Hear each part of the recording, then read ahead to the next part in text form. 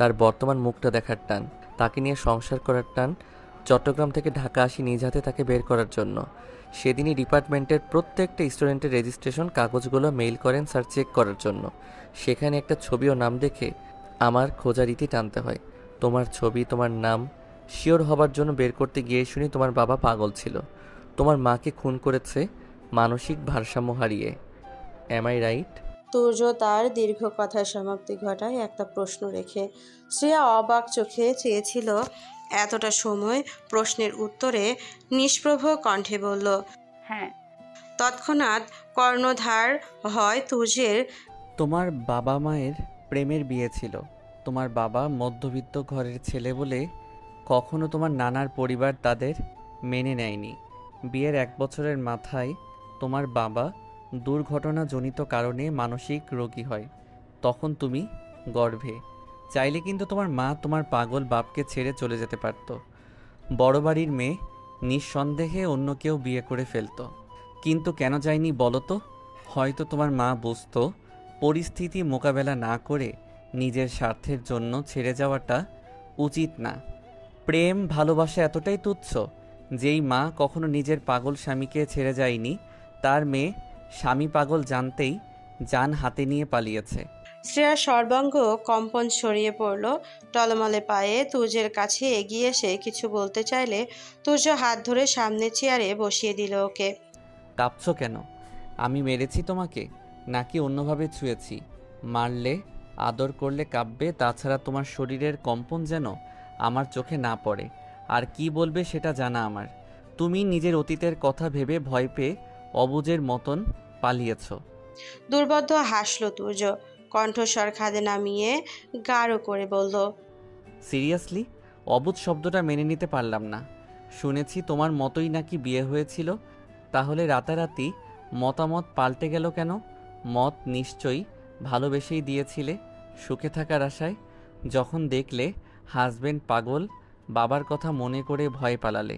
সেই ভয়ের পিছনেও কিন্তু তোমার স্বার্থ লুকিয়েছিল। পাগল স্বামীর সাথে সুখী হতে পারবে না, এটাই মুখ্য কারণ চলে যাওয়ার।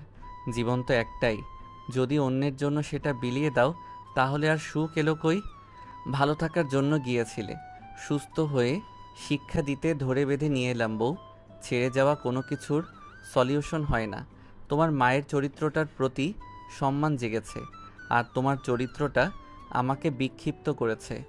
তবুও তুমি খুব ভাগ্যবতী। স্বার্থপরদের আমি ঘৃণার লিস্টে রাখি, তুমি সেখানে জায়গা করতে পারলে না। আমার পরিবার তোমাকে ধোঁকা দিয়েছে বলে সমাজের সামনে স্বীকৃতি দিয়েছি, তবে তুমি আমার হৃদয়েরও টান। এতদিন যা যা করেছি একটু ইচ্ছে করে করেছি, জ্বালিয়ে আনন্দ পেয়েছি। বাকিটা স্বামীর দায়িত্ববোধ থেকে সবসময় করে যাব। যে আমাকে যাই বলুক, আমি নিজের মর্জিতে চলা মানুষ। কথাগুলো বলে শ্রেয়া ছেড়ে দ্রুত বেগে রুমে চলে গেল তুর্য। শ্রেয়া সেই দিকে তাকিয়ে কাঁদতে চাইল, চক্ষু কোল জলে ভরপুর। তুর্যের একটা কথাও ফেলে দেওয়ার না। সত্যিই তো, ভালো থাকার জন্যই ছেড়ে গিয়েছিল ও। কিন্তু যতক্ষণে বুঝ হলো সঠিক কাজ করেনি, ততক্ষণে মেহেরিমা ওর জন্য চৌধুরী বাড়ির দরজা বন্ধ করে দিয়েছে। এটা কখনোই বলবে না ও তুর্যকে, কখনো না। মা ছেলের মাঝে প্যাঁচ লাগিয়ে কারো পরিবার নষ্ট করার ইচ্ছে নেই। যার পরিবার নেই সেই বোঝে পরিবারের মর্ম। রুমে যাবে কিনা যাবে না ভাবতে লাগলো শ্রেয়া। ঝরঝরে বৃষ্টি আরম্ভ হয়েছে। বসে আছে অনেকক্ষণ হবে প্রায়, তুর্যকে রুমে ডাকেনি। তাহলে কি জায়গা দেবে না রুমে? ধীরগতিতে হেঁটে আসলো। উকি দিয়ে দেখে বিছানায় অর্ধ উদাম দেহে উপুর হয়ে শুয়ে আছে তুর্য। ধবধবে পর্সা পিঠ দেখে শ্রেয়া ঢোক গিলল। তুর্যের কথায় কষ্ট পায়নিও, বরঞ্চ পরখ করেছে তার মনটা অনুশোচনায় অনুতপ্ততার আনলে দগ্ধ হচ্ছে ক্ষণে ক্ষণে। এমন একটা মানুষকে ফেলে কি করে যেতে পারলো ও? কি সুন্দর করে ওর ভুলগুলো ধরিয়ে দিল, বুঝিয়ে দিল। তুর্যই সঠিক। কিন্তু বুক চিরে দীর্ঘ নিঃশ্বাস বেরিয়ে আসছে। এটা ভেবে তুর্য ওকে ভালোবাসে না ভাবতেই বিষাক্ত যন্ত্রণায় ছটফট করে উঠল ভেতরটা। অগোছালো জীবনটা অবিন্যস্তেই থেকে গেল। সারাদিনের ক্লান্তিতে দাঁড়িয়ে থাকা অসম্ভব হয়ে পড়ল। বিছানার দিকে তাকাতেই ফুলগুলো দেখে হাহাকার ধ্বনি তোলে শ্রেয়ার বুকটা। মেঝেতে শ্রেয়ার কথা ভাবতেই তুর্যের রাগান্বিত গম্ভীর কণ্ঠধ্বনি ভেসে আসে। এত টাকা দিয়ে বাসরঘর সাজিয়েছি, তুমি নায়িকা সেজে মেঝেতে ঘুমানোর জন্য? তাড়াতাড়ি বিছানায় শুয়ে ঘুমিয়ে আমার ফুলের টাকা উসুল করে দাও। শ্রেয়া বিস্ময়কর দৃষ্টিতে চেয়ে রইল নিষ্পালক। নির্বিশেষে একটা লোক কিছুক্ষণ আগেও কঠোর গলায় কথা বলে, আবার হিয়ালিপনা করে কেমন করে। শাড়ি সামলে বিছানায় উঠতেই তুর্য ওর দিকে মুখ করে শুয়ে পড়ল। শীতল কণ্ঠে বলল। শুয়ে পড়ো। শ্রেয়া ঢের অস্বস্তিতে পড়ে গেল। শুয়ে পড়ল বেশ দূরত্ব রেখে। নিমিষেই তুর্য ঘোর লাগানো স্বরে বলে উঠল। দূরত্ব রেখে শুয়েছ ভালো কথা, দেখো খালি শরীর পেয়ে আবার চুমু খেতে খেতে রাত পার করে দিও না। তোমার চোখে আমি স্পষ্ট ভালোবাসা দেখতে পেয়েছি আমার জন্য। সো সুযোগ পেয়ে লেগে যেও না আবার। পরে যা হবে তার দায়ভার তোমার। কেঁদে কেঁদে ভাঙা গলায় বলতে পারবো না, স্যার আপনি আমাকে ভালোবাসা ছাড়া এত নিষ্ঠুরভাবে কামড়ালেন কেন? শ্রেয়া ঝটপট শাড়ি ঠিক করে উল্টো ঘুরে শুয়ে পড়ল। গলা শুকিয়ে আসছে ওর। তুর্য মুখোমুখি হওয়ার মানেই শ্বাসরুদ্ধকর অবস্থা। লজ্জায় দুই কপালে তপ্ততা ছেয়ে গেছে। পরক্ষণে ব্যথায় জর্জরিত হয়ে পড়ে হৃদয়স্থল। এটা মনে পড়তেই তুর্যর শব্দ ওকে শিক্ষা দেওয়ার জন্য, জ্বালানোর জন্য বলা। তসবি হাতে নিয়ে বসার ঘরে এলেন ফাতেমা চৌধুরী। রহিমাকে উদ্দেশ্য করে বললেন। তাড়াতাড়ি চা দে। সূর্য আউনের আগে চা খাইয়া রুমে গিয়ে অসুখের ভান ধইরা পইরা থাকমু। এনে আইয়া চা না খাইলে শান্তি লাগে না। যা যা। রহিমা হেসে রান্নাঘরে চলে গেল। খানিক সময় বাদে ফিরে আসে হাতে চা নিয়ে। ঘড়িতে তখন সবে 7টা। তখনও মেহেরিমা ত্রিহা কেউই রুম থেকে বের হয়নি। চা দেখেই খুশিতে হাতে নিয়ে এক চুমুক দিয়ে বলে উঠলেন। পরান্ডা জুড়াই গেছে রে রহিমা। আমার জীবন নষ্ট কইরার কি কি জুড়াইছে তোমার?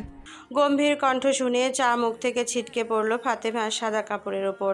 বয়স্ক ত্বক কুঁচকে গেল নিমেষেই। ভয়ে সেটে গেল তিনি। হাতে নাতে ধরা পড়ে গেলেন। দেখলেন তুর্য বড় বড় পা ফেলে ওনার সামনে সোফায় বসেছে। পরনে 3/4 প্যান্ট, কালো টি শার্ট। মুখভঙ্গি সব কঠিন। রহিমাকে কফি দিতে বলে ভেজা চুলে হাত বুলিয়ে বলল। কাপড়টা নষ্ট করে ফেললে? এমন বাচ্চামো করো কেন ফাতু? এই বাচ্চামো করেই বুঝি বউ জুটিয়ে দিলে আমার কপালে। যাক উপকার হলো। তাকিয়ে দেখো তো আমার স্কিন আজ অনেক গ্লো করছে, তাই না? ফাতেমা চৌধুরী ভীত হয়ে মুখ কাচুমাচু করে বসে আছেন। তার উত্তরের অপেক্ষা না করে আরেকটু নিচু কণ্ঠে বলল তুর্য। সবই বউয়ের কামাল। ঘুম ভেঙে শ্রেয়া নিজের শরীরের দিকে তাকিয়ে প্রচণ্ড বিস্মিত হলো। কপালে ভাঁজ পড়ল এক দুটো। অঢেল চিন্তায় মগ্ন হয়ে গেল। প্রথমবার শাড়ি পরে ঘুমিয়ে সে আশ্চর্যের কাণ্ড হলো গা থেকে একটু সরে যায়নি। বাধাহীন শাড়ি ঘুমের ঘোরে উড়তেও পারত, এত সন্দেহের অবকাশ নেই। কিন্তু হলো বিপরীত। দেহ থেকে সরালো না। শ্রেয়া চক্ষু মেলে দেখে শাড়ি একদম ঠিক আছে। পা থেকে উপর পর্যন্ত নিবুক থেকেও সরেনি। অথচ রাত্রে অনেকখানি প্রহর কেটেছে ওর শাড়ি ভাবনায়। ইতস্তত হওয়ায় তুর্যকে একটা বারও বলতে পারেনি কাঁথার কথা। ভেবেছিল কাঁথা দিয়ে গা ঢেকে নিলে মান ইজ্জত পেতে যাবে। এখন দেখা গেল সব ঠিকই আছে, তবে স্বস্তির নিঃশ্বাস ছাড়তে পারেনি। কি করে সম্ভব যেখানে 3 পিস পরে ঠিকঠাক থাকে না, শাড়ি? এ যেন অবিশ্বাস্য বিস্ময়কর ব্যাপার স্যাপার।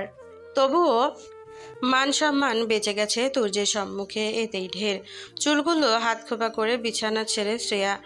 মানুষ সাধারণত ঘুম থেকে উঠে ওয়াশরুমে ছুটে ব্রাশ করতে, কিন্তু ও গেল বারান্দায়। উদ্দেশ্য নতুন প্রত্যুষে ঢুলুঢুলু আবসা দৃশ্যে চৌধুরী বাড়ির সৌন্দর্য দেখবে। ভিতরকার নয় বাহিরের। বৃষ্টিতে ভিজে এখনও পিচ্ছিল হয়ে আছে বারান্দার মেঝে। শুকনো কাপড় দিয়ে মুছলো কিংবা রোদ্দুরের দেখা মিললেই শুকিয়ে যাবে। সূর্যকে কৃষ্ণ মেঘের আড়ালে রেখে ঘাপটি মেরে অম্বরে বসে আছে দিব্যি। এক প্রকার লড়াই চলছে তাদের মাঝে। হয়তো লড়াইয়ে মেঘ বৃষ্টি হয়ে নামবে, নয়তো দিবাকর মেদিনীতে রশি বিলিয়ে উজ্জ্বল করে তুলবে প্রকৃতি। শ্রেয়া বারান্দার দরজায় দাঁড়িয়ে দেখতে পেল নজরুল চৌধুরীর 2 হাত পেছনে আড়াআড়িভাবে বেঁধে হাঁটাহাঁটি করছেন বিরতিহীন। ওনার পাশেই বাগানের একাংশ জুড়ে নানান ফুলের গাছ। ফুলের গাছগুলোর সমাপ্তি রেখা যেখানে টানা হয়েছে সেখানেই অবস্থিত একটা পেয়ারা গাছ। বেশ বড় বড় পেয়ারা ঝুলে আছে তাতে। থেকে থেকে তিনি বারংবার চক্ষু নিক্ষেপ করছেন গাছটায়। পাতার চেয়ে পেয়ারার পরিমাণই বেশি লাগলো শেয়ার কাছে। অবিলম্বে খালি রুমে ফিরে আসলো। শ্বশুর যদি সাত সকালে পুত্রবধূকে এলোমেলো অবস্থায় দেখেন তাহলে তা খুবই নিন্দাজনক। বলতে পারে মেয়েটা অগোছালো, অভদ্র। ফলস্বরূপ তড়িঘড়ি করে ফিরে এসে বিছানায় বসে পড়ল। ভেবে ভেবে অবাক হচ্ছে তুর্য। কখন উঠলো? ওকে কেন একটা বারও ডাকলো না? গেল কোথায়? রাতের অনেকখানি সময় ব্যয় করেছে তুর্যের কথাগুলো চিন্তা করে। ভাবলো তুর্য ঠিকই সঠিক, কিন্তু ওর ভীতিটাও ফেলনা নয়। মানুষটাও কে ভালো না বাসুক, নিজের দিকে থেকে ভাবনাগুলো খোলামেলা করবে। 3 বছর আগের হাল ছেড়ে দিয়ে যে ভুল করেছে সেটা পুনর্বার ঘটবে না। তুর্য ভালোবাসে না তাই বলে ওর গলা তো চেপে ধরেনি। তাহলে কেন নিজেকে অন্তঃপুরের অনুভূতির সাথে বেইমানি করবে? যা বলেছে সোজাসাপটা। কাঠ দ্বারা তৈরি কারুকার্য নির্মিত আলমারি খুলে একটা কালো রঙের লাল পাড়ের শাড়ি হাতে তুলে নিল। গোসল সেরে এসে ভেজা চুলে তোয়ালে গোছাতে পারছে না ও। কাঁদতে ইচ্ছে করছে ভীষণ। এই মুহূর্তে প্রিয় মানুষের সান্নিধ্য যে খুবই প্রয়োজন। হাউমাউ করে চিৎকার করে কাঁদতে পারলো, কিছুটা শান্তি মিললেও হয়তো মিলতে পারে। কেন জীবনে সব কিছু সহজভাবে হয় না? যাই পেতে চায় কঠিন সাধনার পরেও পায় না। অভাগ্যদের জীবন এমনই বোধ হয়। অক্ষি কোটরে ছাপিয়ে জলধারা নেমে এলো অবশেষে। ফাতেমা চৌধুরী বসে বসে তসবি পড়ছেন চোখ বুজে। তুর্যের কথায় জবাব তখন বিমূঢ়তায় বাঘ হারা হয়ে পড়েন। ভীতশান্ত হয়ে নীরব মুখ করে পালিয়ে যেতে চায়, কিন্তু সুযোগ পাচ্ছিলেন না, পেলেনও না। তবে ছেলে এসে বাঁচিয়ে দিলেন ওনাকে। নুরুল চৌধুরী তুর্যের পাশে বসে রহিমার কাছে চা চাইলেন। বাহির থেকে হেঁটে ফিরেছেন তিনি, নামাজ পড়তে বেরিয়েছিলেন। রাস্তায় হাঁটলেন, তৎপর বাগানে। হাঁটাহাঁটির অভ্যাসটা উনি যৌবন বয়স থেকেই রপ্ত করেছেন। তখন তিনি একা হাঁটতেন, হাঁটার নাম করে লুকিয়ে বাঁচিয়ে শত শত প্রেমময় বাক্য লিখেছেন তার সীমাবদ্ধ থেকে যায় দুজনের মধ্যেই।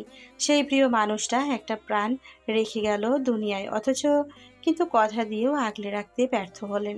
এক বুক হতাশা মিশ্রিত নিঃশ্বাসের নিঃশব্দে নাসারন্ধ্র গলিয়ে বাহিরে মুক্ত হয়। গম্ভীর স্বরে বললেন, তোমার বউ উঠেছে তুর্য। কেন বউ সমেত আমাকেও ঘর ছাড়তে হবে? সোফায় মাথায় এলিয়ে বসেছিল তুর্য।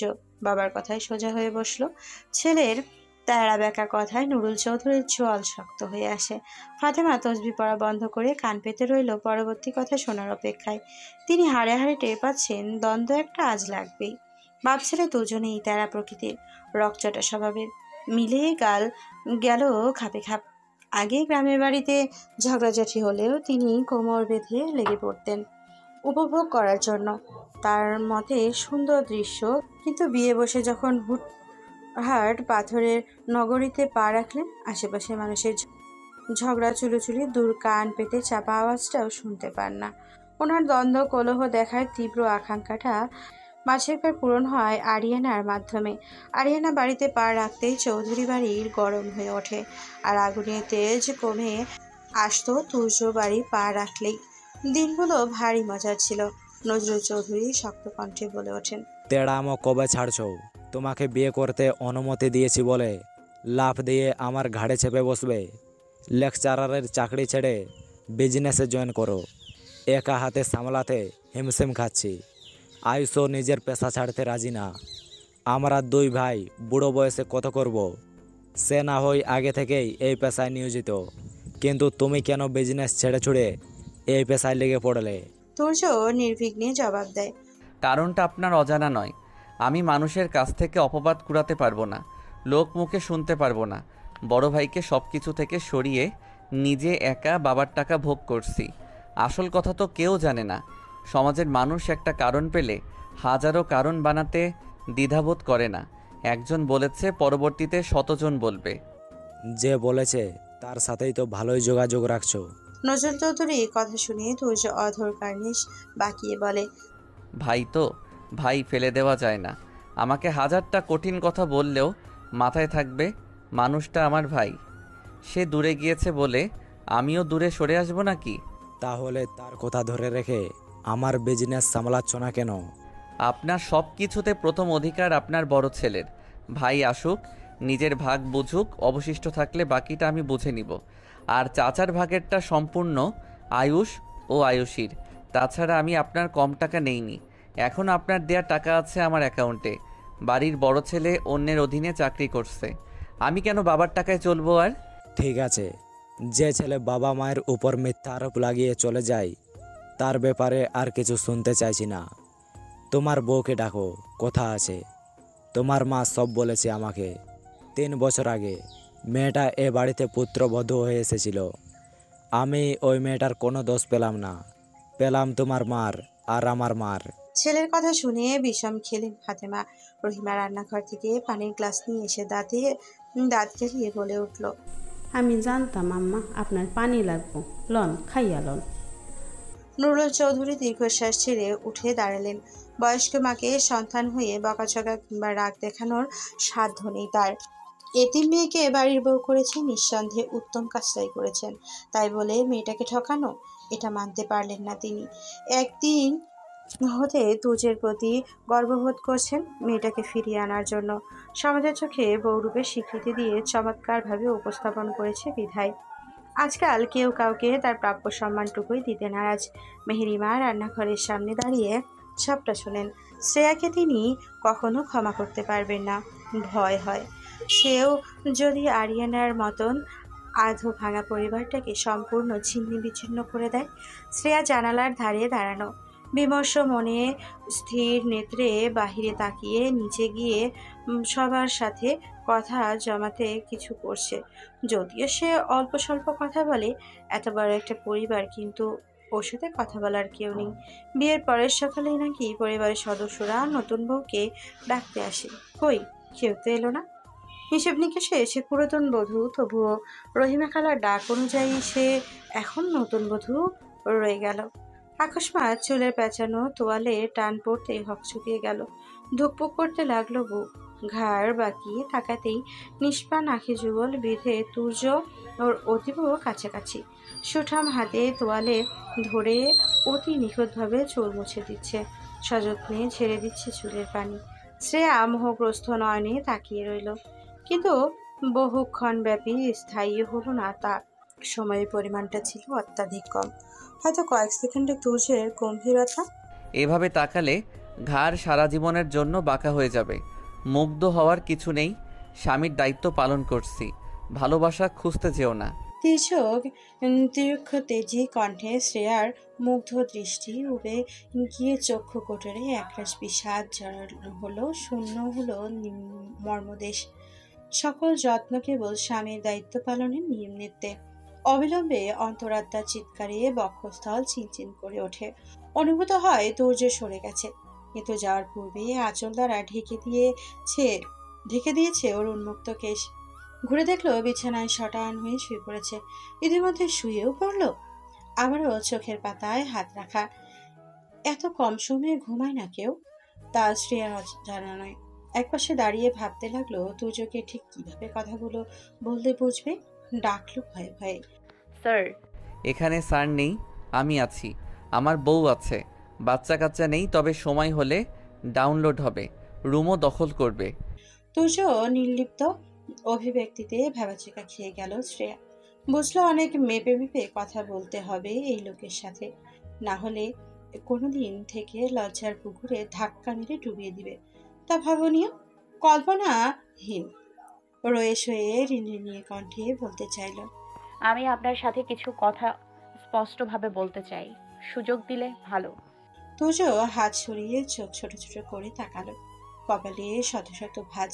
হয়তো বোঝার চেষ্টা করছে, নয়তো চিন্তা করছে সুযোগ দেবে কিনা। সুন্দর গরনের মুখে আদল দেখে ঠাউর করে নিল শ্রেয়া। প্রতীক্ষিত হয়ে তাকিয়ে থাকলো জবাবে হ্যাঁ শব্দ শোনার। শুনলো, তবে তুর্যর সাথে আরো কয়েকটা বর্ণ শব্দ যুক্ত করলো। এখন নয়, দুপুরে নিরিবিলিতে শুনবো। শ্রেয়ার বলতে ইচ্ছে করলো, রুমে কি নীরবতার অভাব?